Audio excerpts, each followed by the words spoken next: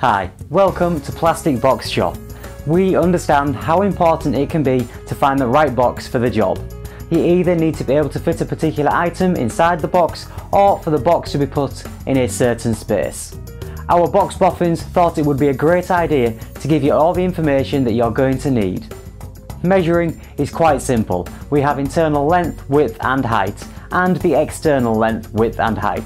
Let me show you how we measure the box internally. Again, it's important that we give you the best information possible so you can see if your items are going to fit. So what we do is we give you the minimum internal measurements. There are two things that you need to know. One, most boxes are tapered so that they will nest inside each other. This means that the minimum dimension is at the base of the box. Number two, boxes are often moulded and curved either on the sides or the ends. This means that we have to ignore this space so that you can see if your items will fit. The important thing to remember is that the measurements do not always reflect the total volume of the box. So let's get measuring the minimum internal length.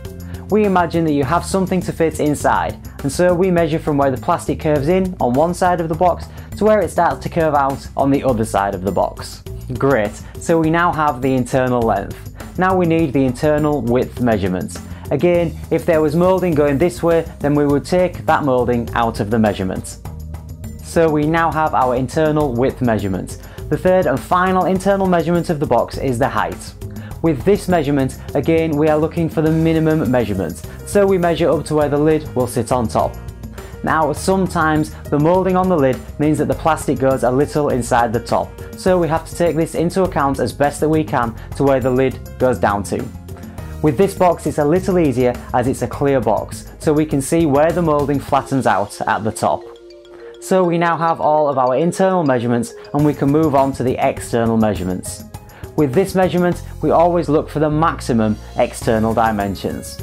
So we need to take into account the lip of the box, and we also put the lid back on the box, so these are included in the dimensions.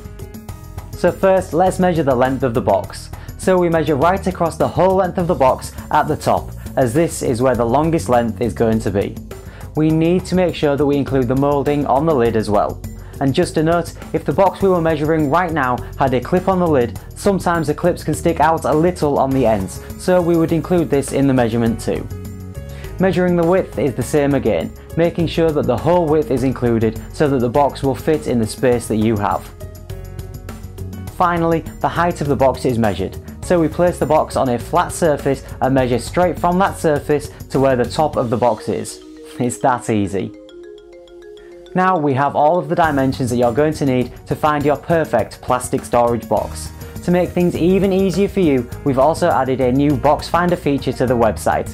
You can find it on the homepage. This is a brilliant little tool where you can enter either the internal or external dimensions of the box that you were looking for, and it finds you your ideal storage solution.